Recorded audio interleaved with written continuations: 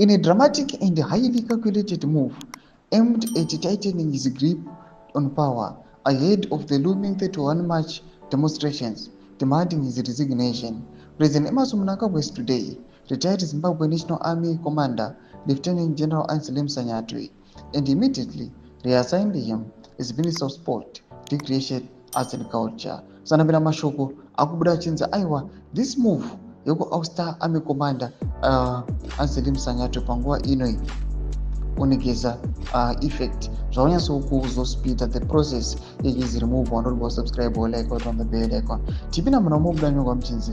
The surprise announcement delivered by Chief Secretary to the President and the Cabinet Dr. Martin Mshwaya also confirmed the removal of Kirsty Coventry from the same ministry, citing her election as President of the International Olympic Committee. But beneath the diplomatic language lies a far more strategic maneuver.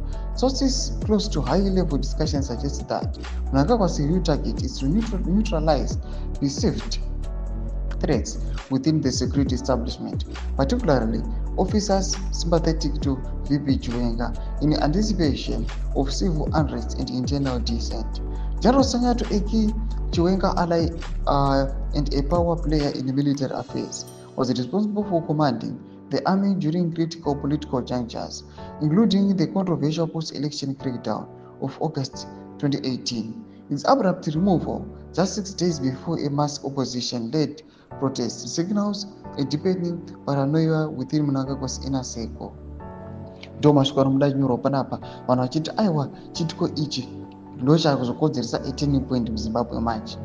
Yes, Gesi anga akataura zvesigno rake. Gesi akauya akataura ati handei, akataura kuti zvakashara pamusoro pemutungamiri wenyika, vanhu zvavasina kana kumboona kana zvavasingambozivi and the likes.